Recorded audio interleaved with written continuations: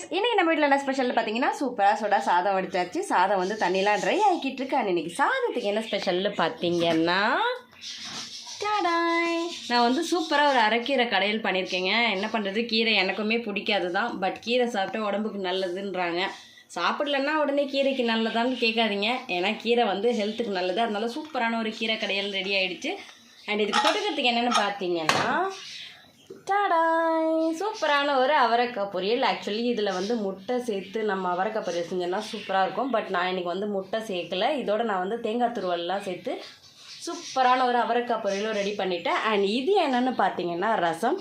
Actually கீரை சாப்பிடும்போது தயிர் சாப்பிட்டா சரியாக டைஜஸ்ட் ஆகாதுன்னு சொல்லுவாங்க இல்லையா. ஒருவேளை நான் செஞ்ச கீரை ரொம்ப டேஸ்ட்டாக இருந்து நிறைய சாப்பிட்டேன்னா டைஜஸ்ட் ஆகிறதுக்கு ரசம் வேணும் இல்லையா. அதனால தான் ரசம் செஞ்சிட்ருக்கேன்.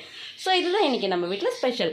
சூடான சாதம், சூப்பரான கீரை கடையல், டக்கரான அவரைக்காய் பொரியல் அண்ட் கொதிக்க ரசம். தேங்க்யூ.